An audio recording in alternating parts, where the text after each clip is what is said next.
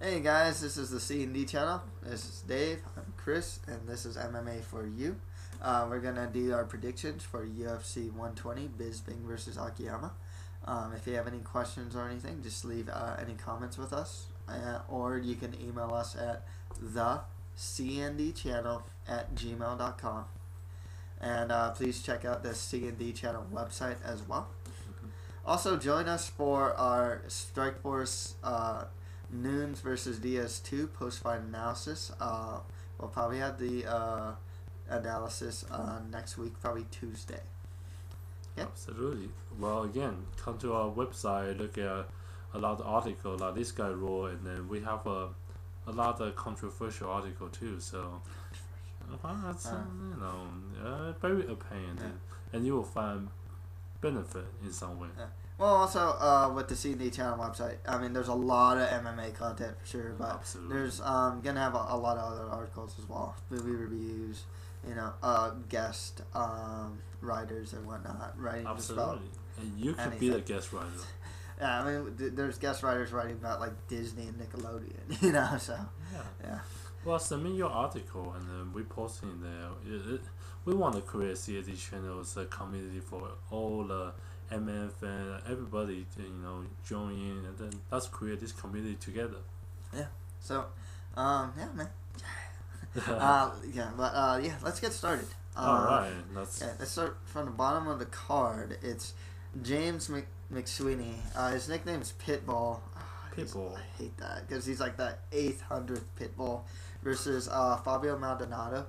Maldonado is new to the UFC, but he does fight in Team Nogueira. He's had like 23 fights, but he's mainly fought in like smaller shows in Brazil. I expect him to win this fight, and I don't like McSween at all. He's a bully. He's not UFC quality talent. He touts his kickboxing. It's not that great. There's a lot of holes. I remember he's busting jump kicks on like that football player back in his season and The Ultimate Fighter. It's good leg kicks, but I think Maldonado is gonna take this. Absolutely. Okay. Yeah. And then after that, Spencer the Kingfisher is gonna fight UFC newcomer Kurt Warburton. I'm gonna go with the King here just because he is the veteran. I think this is tough to say because you got a prospect versus a veteran, and Spencer has been looking just like kind of subpar. He lost his fight against Dennis Siver. He was actually doing really well for himself. So it's really hard to say where Spencer is these days. I'm actually kind of tempted to go with Warburton right now just because he's a prospect and you never know what they So what stopped you? I don't know anything about Warburton, to be honest. I really don't know anything about the guy. And, I've seen Spencer Fisher. He has enough veteran savvy, I think, to pull this off. So it's fair to say for all the people who try to predict this fight, this is a close call. Well, I just don't know anything about Warburton, so I don't really know if it is a close call. It's you never know what a new guy brings to the table. So that's the thing. People need to watch out on that. Okay, next fight. Mark Holst is fighting Paul Sass. Both of these guys, I think they're new. I think they're both new to the UFC. I've been hearing a lot about Paul Sass, so I'm gonna go with him for the win here. I really don't have much to say about this fight simply because they're both pretty new. But yeah, I've just been hearing a lot about Paul Sass, so I hear that he's a great prospect. I think he's from the UK, if I'm not mistaken. I don't know, or from the East, or I'm not too sure, to be perfectly honest. It just goes to show how little I actually know about this particular fight. But yeah, you got some new guys coming in. Yeah. Nice. Yeah. So after that is Steve Cantwell versus Stanislav Nedkov. Nedkov has fought in M1. He's fought in the M1 challenge, and he was actually standout there. Steve Cantwell is fought in the WC. He's fought in the UFC, of course, as well. I know he's lost against Cantwell. He beat Razak Al-Hazan, or I think that's how you pronounce his name. And then he lost to like Luis Cane, and then he recently lost to Steve what's his face? The Marine guy. name. Oh, jeez. It was a trilogy fight. I totally forgot who he just lost to, and I can't believe I did. But, yeah, this is once again new guy coming into the UFC against someone that's. Camwell's still pretty young, actually. I'm going to go with Camwell to win this fight, actually. Alright. How about next fight? Next fight is some new guys. Rob Broughton versus Vinicius Capque de Queiroz. I can't even pronounce his name. That's how new this guy is. I've heard nothing about these guys. You see why I'm not doing the prediction? I can't pronounce this name. I'm just going to throw this in the hat. Vinicius. I think this, as far as so far what this card shows, is they're going to have a lot of new talent on the undercard of the show. Expect to see some stand out and expect to see some just kind of flounder, to be perfectly honest. A lot of these new guys are going up against veterans, Spencer Fisher, Steve Cantwell. So I'm going to go with Vinicius just because that's Brazilian. I'm going to go with the Brazilian guy, honestly. Alrighty. Fair assumption. How about the next one? Okay, the final fight on the prelims is Cyril Diabate versus Alexander Gustafsson. I'm going to go with Gustafsson, the prospect here. What, man? Why?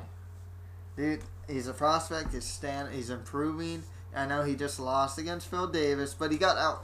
He got taken down a lot by Davis and eventually submitted. But his stand-up is really good. Huh? Well, you know my guy. He's tall, right? Well, yeah, dude, the guy's like 6'5". Tall people have a good reach, right? Yeah, I mean, he's a good kickboxer. But I've seen him get hit and dropped by guys like Luis Cane and whatnot. As good as his reach is, he doesn't always know how to use it, Diabate. And he does get hit a lot, and Gustafsson is a marksman in the stand-up. That's pretty true. But Diabate did come off that big win over Luis Cane, and he's a southpaw.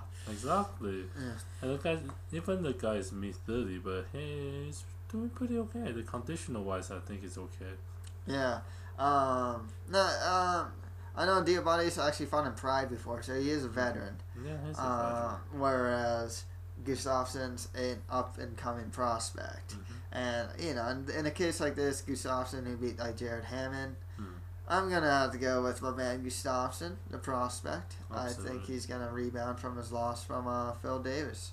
And your guy's just going to be probably TKO'd. I know your guy have a good stand out, good takedown defense, but TKO, man. The worst thing going to go is decision. Not going to go TKO. It's not going to knock my guy out. It's surely the guy so far away. I just go boom and you fall. I don't know. Gustafsson actually has some. He doesn't get hit. He's not susceptible of getting hit from what I can see. So I don't know about that. Okay, so for the people who try to predict this fight, you are saying Gustafsson, man, of course. Okay, and the main reason you are saying that because he's a prospect. He's improving. I mean, he was actually stuffing takedowns from Phil Davis, and Phil Davis is really good. His stand-ups is no question. Like I said, knockout over Jared Hammond is really good, and Jared Hammond's actually pretty tough to knock out. So yeah, man, I definitely got to go with the younger and maybe even faster prospect here, and Alexander Gustafsson. All right, and on my defense is my guy's tall, good reach. A lot of experience, even though in the mid-30, but condition still good. Let's see. Yeah. Okay, how about next fight? Now we're going to the main card. James Lightning Wilkes is gonna fight Claude Patrick. I'm gonna go with Patrick in this one. It's the same thing actually as Gustafsson Diabate fight. Patrick's a good BJJ guy. So is Wilkes actually. Yes. And Wilkes, he's a proven veteran. But Kyle Patrick, I just think he's younger. I think he's just a younger Wilkes, to be perfectly honest with you. He has a really good guillotine. I don't think Wilkes is actually gonna fall for the guillotine or anything. And Patrick is largely untested so far, but he's new. He just won his last fight, and he's young. I still have to see his stand-up. I still have to see his wrestling, but yeah, I'm gonna go with him. What's wrong with you today? Everybody you pick is young. You don't like old people now. Old people is, we should go to what, Leisure War or what. Well, we could just go to Lightning over way and talk to Mr. Wilkes, huh? He's down the street, really. I know, right? Mm-hmm. But anyway, so he's lived down the street? Yeah, actually, I actually talked to one of his family members. Oh, yeah, so his family member and you don't pick him? Sorry, bro. Wait. You told me about this. What's going on? You gotta support people we know. Come on. You can be biased sometimes. I know you always try to be like a fair, good prediction. Can't you be biased sometimes? Look, man. Yeah, I talked to one of his family members. His name's Taylor. He's, his stand-up, Wilkes' stand-up needs some work. Hey, it's not bad. His stand-up's pretty good. He has a good, decent BJJ. Matter of fact, his BJJ is actually pretty awesome. Exactly. A really decent wrestling. Don't forget, he can wrestle. Yeah, I know. He can wrestle pretty well too, but Patrick, he can wrestle as well. Your guy's untested, and this is a guy you actually know the family member, and you. Wait, I can't do this anymore. Let's go. You finished. Let's go part 2. We're done. We're going part 2. We're done. Okay.